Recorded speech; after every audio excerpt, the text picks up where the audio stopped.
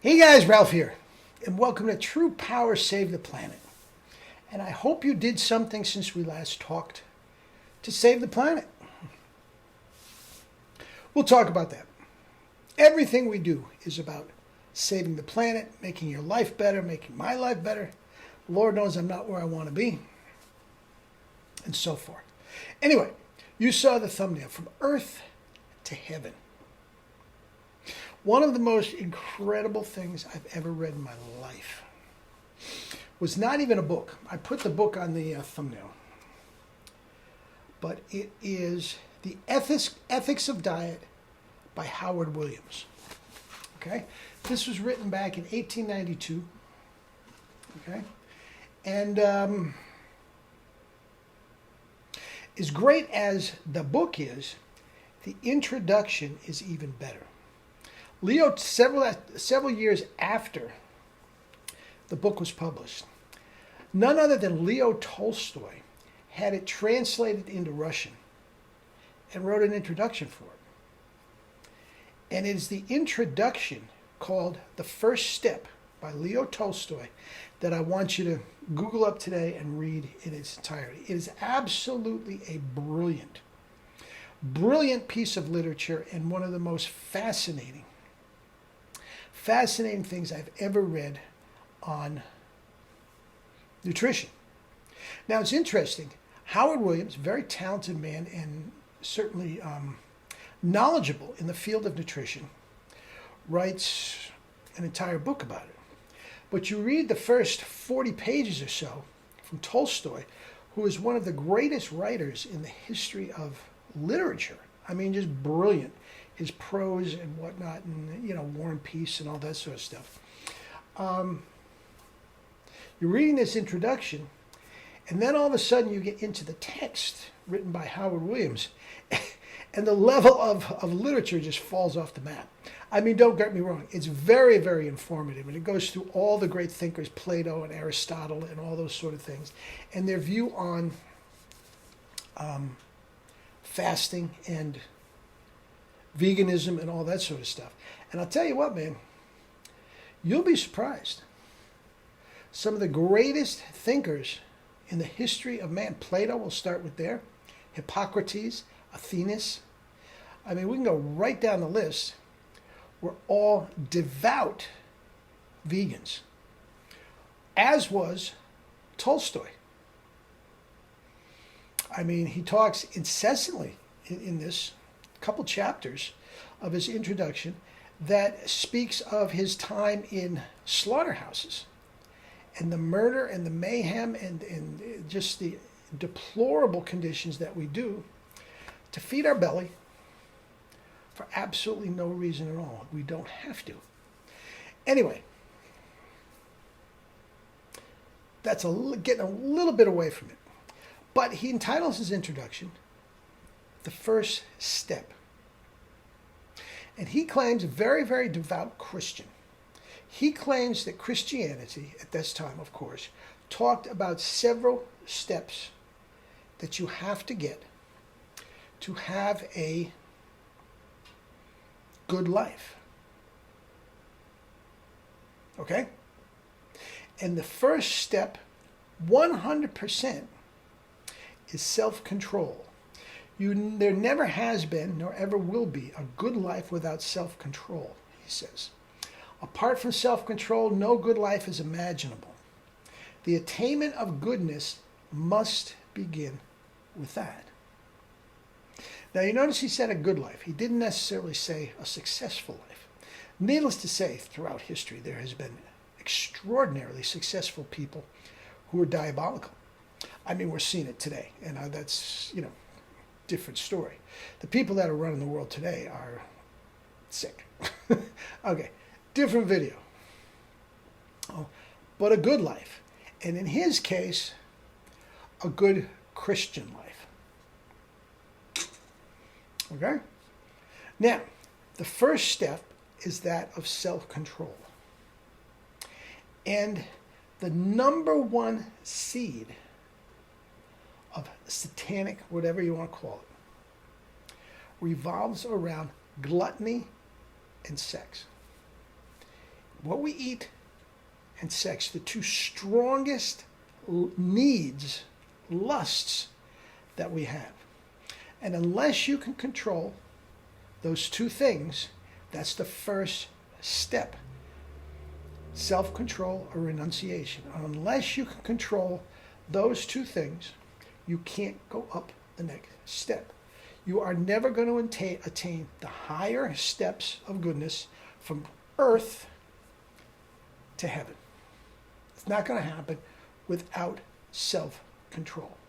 Now, I had absolutely never thought of it that way until I read this, okay? And I'm sure all of you probably haven't either, but I believe it completely. I believe it completely. Now, there's several other aspects of this whole introduction that I agree with completely too. I just hook, line, and sinker. As I said, I really don't think there was ever anything better written on the subject of diet than this introduction. Okay?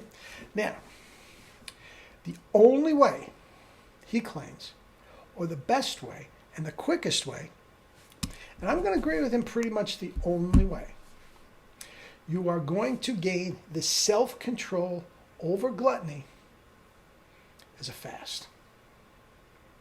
Okay? Now, they did not have juicers back then. Okay?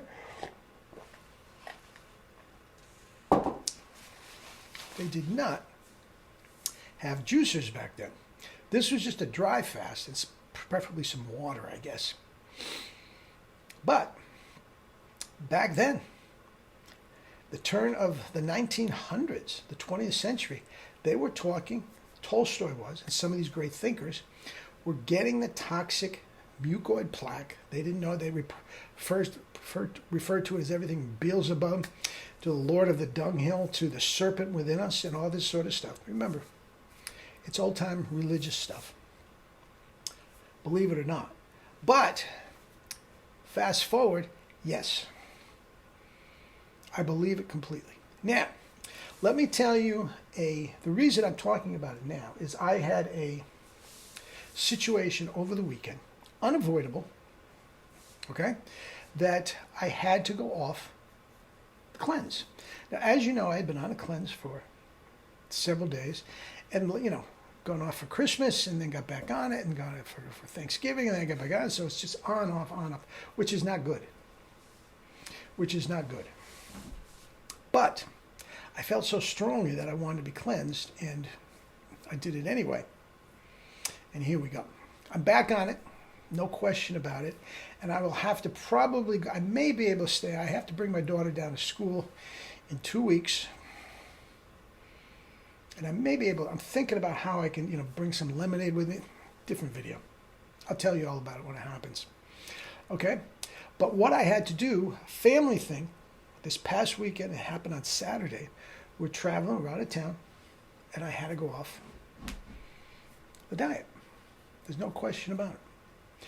Now, if anybody has been on the cleanse knows, you better be near a bathroom. Okay? For urination and defecation. There's no question about it. When it's time to go, you have to go. There's no warning period or anything. You have to go. Now, we're traveling, and I don't like to be stopping every half hour or so to run in the woods on the side of the road, so I go off. Okay? And what I had was a Subway sandwich on the side of the road. We got off and go to Subways. I got a Veggie Deluxe, all vegetables in whole wheat bread with some vinegar on it and guacamole. Okay? Ate it. Felt pretty good. And that evening when we were out with family, we went to a Chinese restaurant, and I had some rice, steamed vegetables, and hot and sour soup. That evening I had one of the worst sleeps I've had in my entire life. I felt sick the entire time. And the next, guys, I felt hungover. I couldn't wait to get home and start drinking juice. And I drank juice every day, all day yesterday, and I feel fine today. Okay?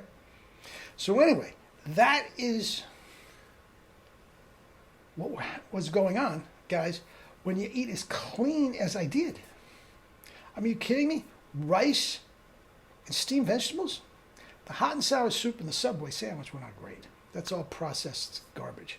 And that's probably what did the most harm. I didn't feel a thing until the evening when I tried to go to bed. So it surprised me that the Subway would have. Anyway, it doesn't matter. But guys, it is so important that you make an effort to make juice part of your life and eventually a cleanse. Get the toxins out of your body.